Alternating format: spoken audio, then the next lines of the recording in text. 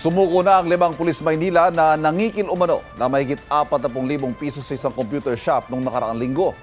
Ang detalye sa unang balita live ni Darlene Kai. Darlene, anong paliwanag ng mga pulis?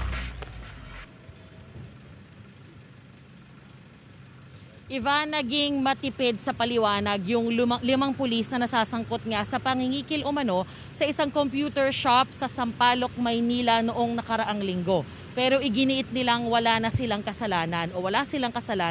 Sa ngayon, nasa ilalim na sila ng restrictive custody dito sa Manila Police District Headquarters. Sumuko kahapon sa tanggapan ni Presidential Anti-Organized Crime Commission o PAOCC Undersecretary Gilbert Cruz ang 5 pulis. 6 na araw nagtago ang mga pulis matapos ireklamo ng robbery extortion ng isang may-ari ng computer shop sa Barangay 525 Sampaloc, Maynila. Kinilala ang 5 pulis na sina Staff Sergeant Ryan Paculan, Staff Sergeant John Erwin Isaac, Corporal John Mark Dabucol, Patrolman John Lester Pagar at Patrolman Jeremiah Pascual. Lahat sila miyembro ng Manila Police District Intelligence Operations Unit o DPIOU.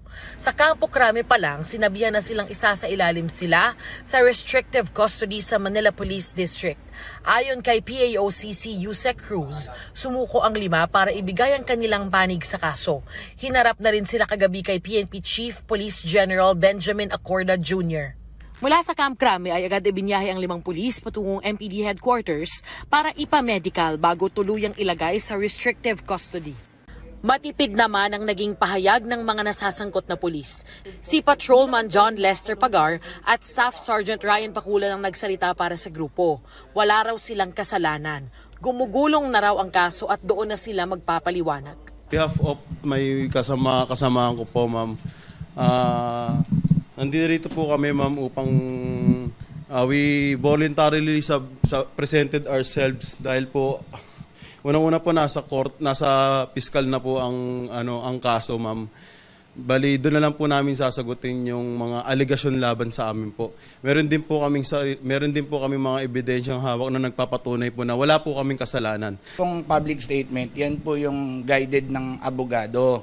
Ngayon po, for the meantime, wala na po muna aming idadagdag dyan. Tama yung sabi ng ating mahal na PNP na kung mayroong ganong kontrobersya, dapat hinaharap ka agad. Magsisilbing warning yon sa ating mga miyembro na ang una pong ditong nabibiktima yung pamilya, pangalawa yung organisasyon. So, mas maganda po siguro na doon na lang tayo sa tamang landas, yung doon tayo mag-act within the bounds of law. Noong nakaraang linggo, sinalakay daw ng 5 pulis ang isang computer shop sa Sampaloc na inakusahan nilang nagpapatakbo ng online pasugalan. Nangikil umano sila ng 40,000 piso mula sa may-ari ng computer shop at humingi rin ng 4,000 pisong lingguhang protection money.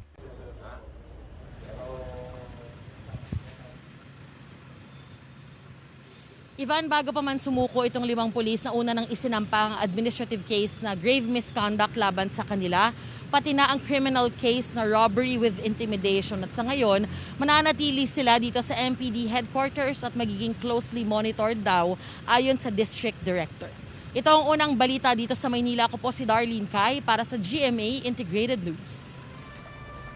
Igan, mauna ka sa mga balita. Panoorin ang unang balita sa unang hirit at iba pang award-winning newscast sa youtube.com/GMA News. I-click lang ang subscribe button. At sa mga kapuso abroad, maaari kaming masubaybayan sa GMA Pinoy TV at www.gmanews.tv.